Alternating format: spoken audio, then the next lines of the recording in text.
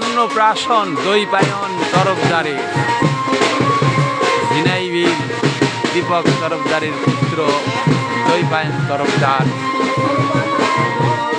বৈষ্ণবীর হাতে প্রসাদ গ্রহণ করছেন।